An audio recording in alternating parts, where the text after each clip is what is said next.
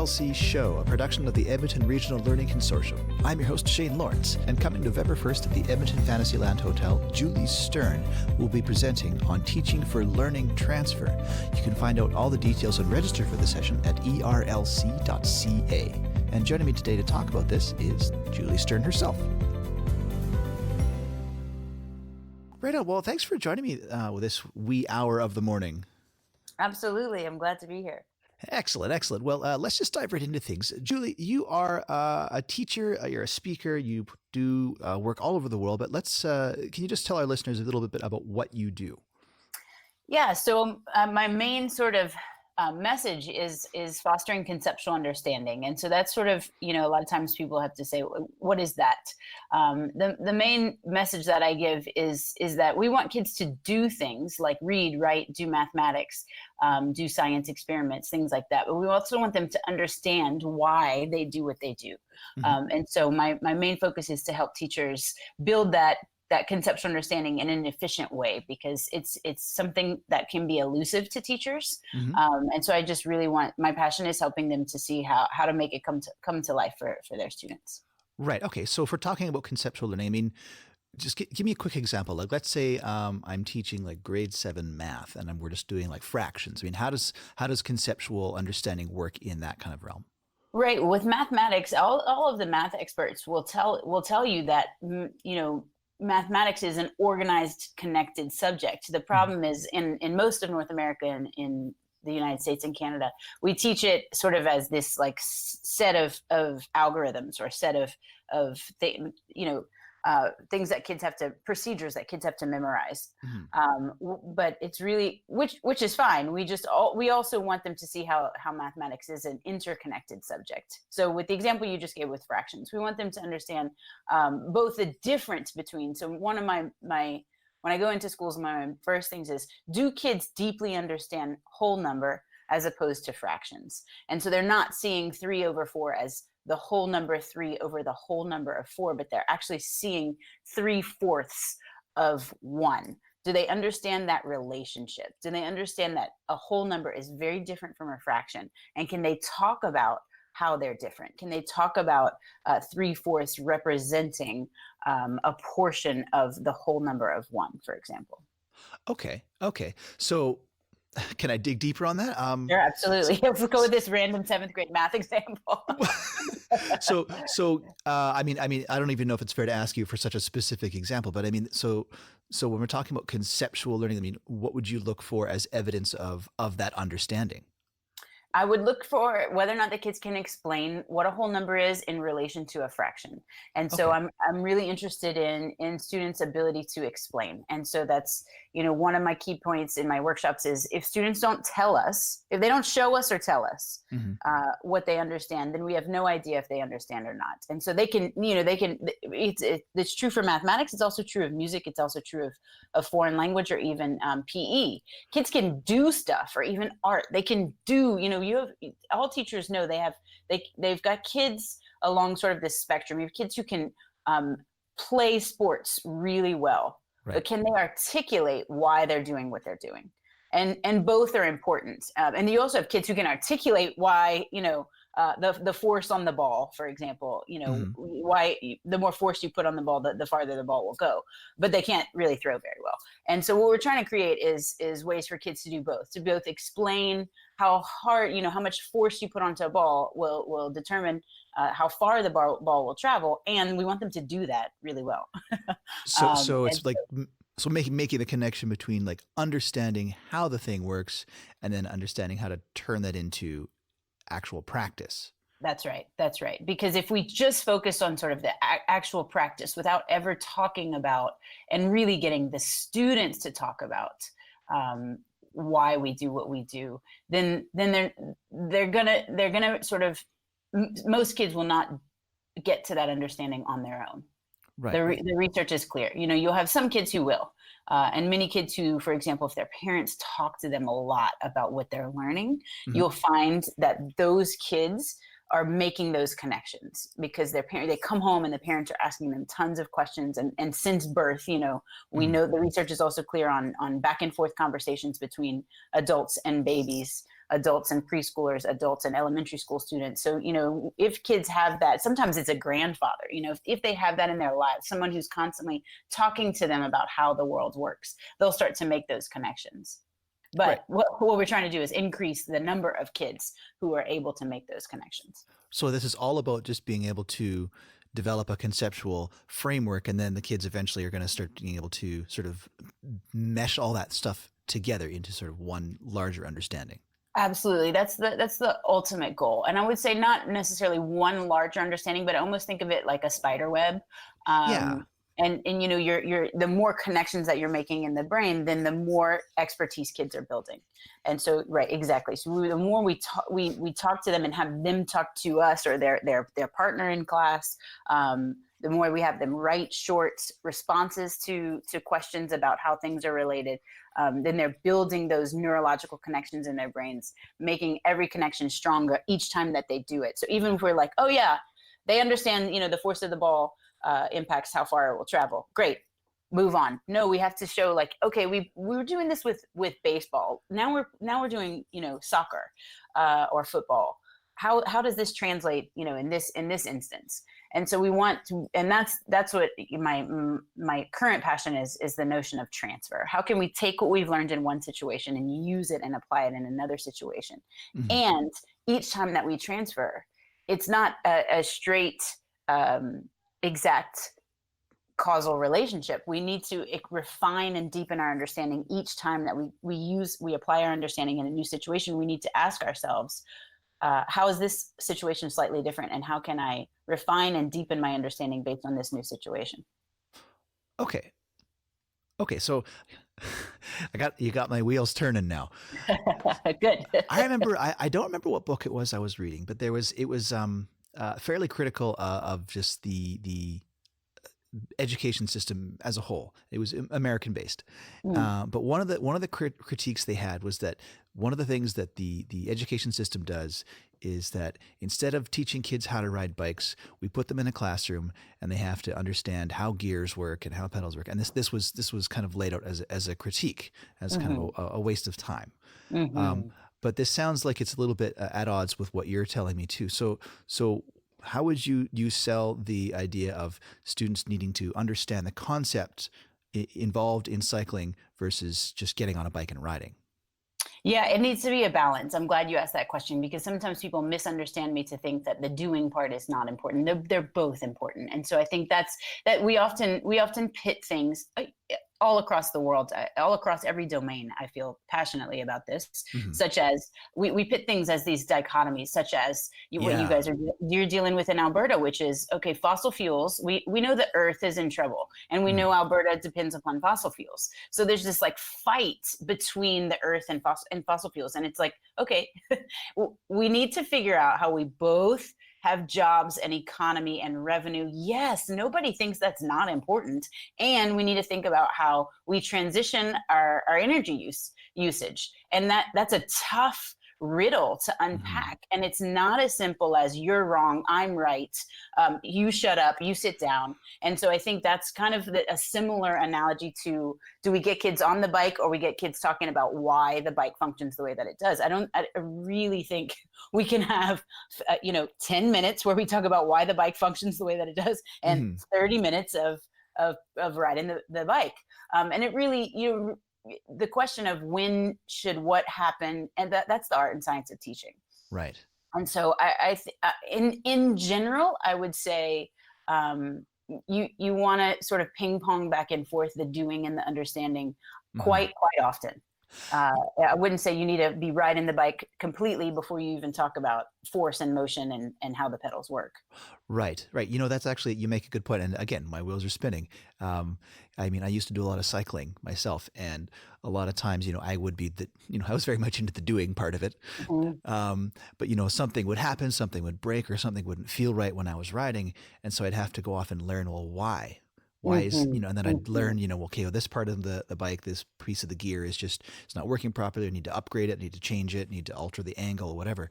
So the concept, conceptual just became essential to making my actual enjoyment of the activity, possible. That's exactly right. It's about problem solving when there is an issue, which you brought up. It's Mhm. also about when there is a new situation. So maybe you're used to writing on flat surfaces, Mhm. and then now you're suddenly put into a situation where there are hills, and now your knowledge of gears and how that functions is really important because the situation has slightly changed. Mhm. And so that's the other reason why. If and so much research is based on when the situation is has changed. We are not Humans are not good at saying, okay, let me take what I previously understood in this other situation and see how to apply it in this new situation. We're really bad at that. And so if and when we talk to students about why we do what we do, they're much um, they're just much more able to transfer their understanding to new situations. Right, right. Um, I always ask kids always ask me, "Why am I a teacher?" So sometimes I wonder, like, I need a conceptual framework for what I'm doing right now. Uh, Yeah. but when you've got teachers who are I know sometimes we can be a bit of a crusty bunch. I think we like to sit back and think we know everything, cross our arms and whatever else. So I mean, how do you approach this, or how do you approach teachers who might be in that situation where it's like, what, my kids are rocking it, they're rocking it every day. Why do I need to reinvent the wheel? Like, what's the benefit for moving things in a different direction for those kind of teachers? That's a great question. Well, so there's a number of things. One is I talk to teachers about how kids forget. I just ask, have you ever been frustrated by how quickly students forget something? And yeah, exactly. I mean, Yeah, always, it's universal. yeah. And so, I have this joke in my workshops that I say, how many of you raise your hand? How many of you start off the school year judging last year's teacher? Like, what were you guys doing down there? Hmm. And I mean, always just a lot of laughter. And then I said, and then somewhere, a month or two in, you start to realize it's actually not last year's teachers, it's you guys, because I just taught you this. The blame sort of transfers to the students. But that's always teachers. It resonates with teachers. And so Hmm. I say often, if nothing else, if you want to help kids remember so that you can be more efficient with your teaching, this is useful. And then I say, how many of you are often frustrated with the amount of content you have to cover, and you just don't have time, and we have this football analogy in the United States where when the clock is low and you've got nothing, you're really down by a lot. The Hmm. quarterback will throw what's called a Hail Mary pass. Yeah. And so, we do the Hail Mary pass of like, come on, kids, I'm just gonna try everything I can to get this information into your brains, Oh yeah. like towards the end of the school year or towards the end of the semester or the quarter or whatever it is. All teachers, I feel like, are familiar with that. And Oh so, yeah. one of the places that I often start and usually have buy-in from teachers, because I'll show them a lot of examples. Like I do have that seventh grade math example. Hmm. It's actual student work and what students have said when we ask them to explain how concepts are connected. Um, that's when teachers are like, oh yeah, I want my kids to be able to do that. I want them to be able to say what that kid said. And so when I show them examples, they're usually perk up and say, okay, maybe this lady's got something valuable to say. Right. And Right. then the other piece is about how we have to, I brought up the issue of climate change or fossil fuels. We have to help kids figure out how to solve problems that our current generation don't know how to solve. And so I think there are a lot of teachers out there. We ask, like, teachers, why do teachers go into the profession? Most teachers go into the profession because they believe in the value of intellectual growth. They believe in the value of a knowledge-based citizenry, especially in a democracy. Hmm. And so they know that if we're fighting ignorance, basically, and if we don't get to a place where kids are able to solve really complex problems, then I mean, I don't mean to be alarmist, but I feel passionately that democracy is in jeopardy if we can't get kids to understand some basic tenets about how society works. Hmm. And so, I don't know. I saw this on Facebook the other day. It was from Jimmy Kimmel, one of those Yeah. late night talk shows, who we sent a camera crew into like a mall and had a map of the world and asked, but it was blacked out to where there were no country lines or any labels, Yeah. and just asking people, this is Americans, asking them to find any country on this map, any country. And of course, it's a comedy show, so my Yeah, they're picking and choosing. My hypothesis is they picked the like 7 people who couldn't do it, but they had 7 people who couldn't name a single country Like not in even the world. Like they would say, that's Africa. And they would say, well, that's a continent. That's not a country. Right. And yeah, you had some who couldn't even do that. They would like point to South America and say, is that Africa? And they're like, no, that's South America. And I mean, it just made me shudder because of course, right, they're picking and choosing, and it's not a representative sample. It's not a scientific study. It's a comedy show, but it still is alarming if the lack if there's of even like one person out there. Right. Basic knowledge about the world, basic knowledge about how science works, is something that is a threat, I think, to democracy and to freedom. And so I think most teachers will get, if kids can't remember this basic stuff about my discipline, this ain't good. And so you'll have some kids who are rocking and rolling. But you're not getting, I've never met a teacher who says 100% I'm reaching 100% of my kids in the best of my ability. Yes. I don't ask it like that, but I've never had a teacher be like, nope. And so, I don't need any help in getting better.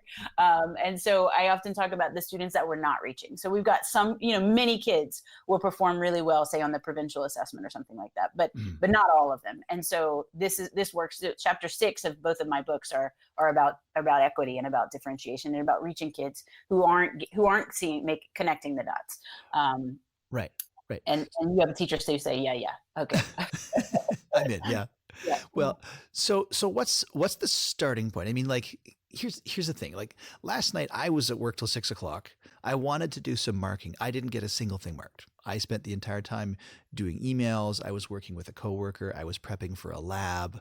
I was getting all this other stuff done. I did some lesson planning, but the point being that I don't have a lot of time. And I think a lot of teachers are going to say the same thing. So, I mean, how does this work if I'm like, okay, great, I'm going to incorporate this new thing into my classroom, but I got zero time. I mean, how does that work? That's a great question. I mean, to me, the starting point is looking at whatever it is we need to teach. And, when you reference sort of the teacher who might not want to change, I often push teachers to look back at the learning outcomes. And because often you'll find you have teachers who've been teaching for, 10 or more years, and they've always taught this unit. When was the last time they looked back at the learner outcomes? And so I often say, because they'll say to me, hey, I teach 7th grade science. What are the concepts? And I'm like, well, I'm not going to just be like, these are the concepts off the top of my head for 7th grade science. Look at your learner outcomes. Or you have teachers who say like, this unit is about insects. Okay. Okay. What about insects? Somebody, and so the learner outcomes are usually, not always, but usually incredibly smart people, professors, veteran teachers, people in the field who come together and basically fight over what the exact language of those things are going to be. And so I often say, start there. And what are the organizing ideas? And so I sort of say, look at the nouns, things that seem like nouns or vocabulary words. Those are typically your concepts. Those are typically your organizing ideas. Right. And we want to make sure that the first step is to do some sort of concept attainment. And so whatever those organizing ideas are, I often go into Google and hit and put it in there and click on images and just see, because images are so powerful. And so if I'm going to teach, for example, if I'm teaching a geography lesson on scarcity, well, that's like a hard notion. For kids to understand. So I put scarcity into Google Images. And what do I see? I see an image of all these cars backed up trying to get to a gas station. I see a woman in a grocery store and most of the shelves are empty. I see like a little cartoon character of a guy who's like pulling out the insides of his pockets and there's nothing in there. Right. A bunch of disparate images. And I put those in front of kids and I say, what's common here? What's going on? These are really different images. What's going on? And the kids come to say, there's a lack of something in all of these pictures. Right. Yes, that is what scarcity means. And so it's often just really getting kids to, basic concept attainment is you give kids few examples and then they look and see what those examples share and start to talk about, and then can they think of other examples in their lives of scarcity? Right. And that's, step one. And then once you've done that, you connect to the concepts and relationships. So whatever it is you're trying to teach, you'll look at your learner outcomes, you'll see more than one. In every single learner outcome, there's at least two Yeah. concepts or organizing ideas. So then you start asking kids, how are those two things related? As vague as you can. I mean, how are those two things related? And students start to say, when there's a lack of resources, scarcity results and conflict often arises. Mhm. They're building that conceptual understanding for themselves. So you're guiding students. I mean, conceptual understanding isn't about saying, okay, kids, these are the concepts, now understand them. It's more about getting them to kind of discover those things on their own and then reflect on that. Absolutely, absolutely. And that's just how the brain learns. The brain learns in some form of stretch. And so I often say, I've watched teachers say, hey, kids, write this down. And it's like my skin crawls. Hey, kids, write this down. Well, the brain's not really turned on. And so there's a book for trainers by the Association for Talent Development. It's mostly like HR people. I go to these trainings. I'm the only educator in the room, but it's training people how to train. And there's a famous book called Telling Ain't Training. And, it's super popular in the business world, but I basically have taken that into teaching to say, telling ain't teaching. There's Right. not, you're not teaching anything when you tell kids how things are related. You ask them the question, then you show them an example of a situation where that's present. And the students say, what I'm noticing is, and you see it across the board, like the next generation science standards in the United States say, more figuring out and less, sort of learning about. More figuring out and less learning about is something that I saw recently. And I said, yes, absolutely. So scientists or people who know about how the brain learns are saying to teachers, do more figuring out and less having kids learn about science, for example. But but to me, that applies to everything. I like this. I feel like it's just nice. I love doing this podcast because it's like I get the session in advance. It's like this is great. So I mean, all this to say, basically, I'm sold. So what is step one for any teacher, any subject area? Like, what's the first thing that we should be doing? The first step is to, whatever you're teaching right now, pull up your learner outcomes, or in the States we say standards. Your standards of learning, like whatever those smart people sat down and said, this is what second graders need to know. Pull those up and start and highlight the nouns. That's what I say that's what I always do, step one. And then I start to sort those nouns, because you'll find in one, for example, and I've looked at a lot of Alberta learner outcomes, in one first grade learner outcome, there could be 7. In one learner outcome, there could be 7 concepts in first grade. So, my first step is I highlight all the nouns, and the next step is I start to sort of sort them real quick in my head. Okay, here, and you'll see, okay, for language arts, first grade, story patterns. Yes, that is an organizing idea. I need to make sure these first graders have colds.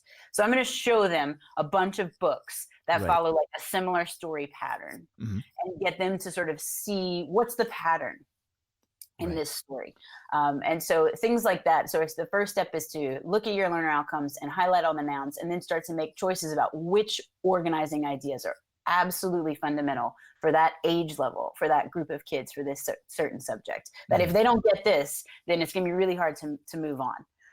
Every time I've done that activity with teachers, you get teachers sit down 10 minutes later, usually 3 minutes later. They're like, yeah, we agree. We've come to consensus that this particular concept is key. And we're going to do a concept attainment on that particular concept. Nice. So I mean, it makes sense. I mean, it's basically going back to the start, right? Where, all of our first year teaching experiences would, I remember it was always, didn't matter what I was planning. It was always just, there's the curriculum, there's the learner outcomes right there beside me on the screen or on my desk or whatever. And I mean, now you're right. It's like, I haven't looked at them in a while because I've been doing this for a while. Right. So I like that. Just going back to the foundations. And I mean, you've gone over the Alberta curriculum from the sounds of it. I mean, does it seem like it's well suited to this kind of pedagogy? Well, what's really, really exciting about Alberta is most learning outcomes are about the doing, which we started off talking about in our first part of the conversation. Students will do something to show us whether or not they can do it. And it's really up to the teachers to figure out what's the understanding behind that doing. Okay. Some learner outcomes, for example, I look for the word that. Students will understand that, or students will appreciate that. Mm-hmm. Often when the word that is involved in the learner outcomes, there's usually a conceptual understanding that follows. Students will appreciate that communities thrive with active participation or something like that. That's like an example of one of your social studies learner outcomes in the current Alberta curriculum. What's exciting is that the draft curriculum for Alberta, I don't know who thought of this. I still haven't, I've met a couple teachers who say, yeah, I've been on the writing committee. The draft curriculum that's only written for K-4 at the moment, it organizes things in both the conceptual knowledge, which to me is the conceptual understanding, and the procedural knowledge, which is the kids will do. And it articulates that. And so I feel like if Alberta moves forward with this, because I know it's sort of hit the pause button for a moment, but if it moves forward with this, I think you're going to have all these teachers all over the world going to the Alberta curriculum to say, what are those conceptual understandings that we want kids to understand about the why behind why we do stuff. And the way it's organized is it's I've never seen it like this, so well laid out, where it's here's the understanding piece, conceptual knowledge, and here's the procedural piece, what they'll do, the skill set that they'll do to actually show us that they understand that. And we want kids to articulate both. And so with the current Alberta curriculum, it still is where it still is just like all the other curriculum that I work with in the world. Teachers do have to do some bit of work, like I articulated before. What are the concepts, and then how am I going to get the kids to articulate the relationship between those concepts? All right. It feels almost like we need to get this into the university, at the university level. Yeah, well, I'm working with some professors, which is really cool. Yeah, absolutely, because so much is coming out about teaching and learning that it often maybe it won't say conceptual understanding, but maybe it won't say learning transfer, but it will. So much of what I'm reading now is about schema building or how to get kids to build that background knowledge. A lot of times it'll be worded slightly different, but to me it's saying something really similar, which is concepts are the building blocks of expertise. And so we have to do each concept by itself really well, and then we have to start connecting them, and that's sort of building those neurological pathways in the brain. And so a lot of higher ed professors that I talk to are sort of at least talking about cognitive science and bringing cognitive science into their curriculum. And so I think it's my passion is translating the cognitive science into tools that teachers can actually use immediately in the classroom, because what you articulated, we're so busy. And the time it takes to read this paper. For example, I just downloaded and I'm going to grab it, but this is a research paper called Surface and Structural Similarity in Analogical Transfer. Sounds awesome. It's from 1987. Memory and cognition, and it's hard to read. Even for me, it's hard to read. So I'm not going to give this to every teacher to say, right in between your grading and lesson planning, can you please read this paper and figure out what are you going to do in your classroom? And so I feel like a lot of college professors are reading this sort of thing and trying to figure out how to put this into words that teachers can use right away. That's the challenge, and that's my passion. So luckily I enjoy it. Awesome. Well, I'm glad that you were coming to share your passion. You're coming to Edmonton November 1st. That's right. Right on. Well, we're all looking forward to that. So, Julie, thanks so much for your time today. Absolutely. Thanks for having me. Right on. Well, we'll look forward to seeing you up here in Edmonton. For sure. I hope it's not snowing too much. I was going to say, fair warning, it's going to be a little cooler than the Dominican Republic. So yeah, I'm going to get out my winter clothes. Yeah, you should. All right. Well, you take care, and we'll see you soon. Thanks so much. All right. Bye-bye. All right, bye.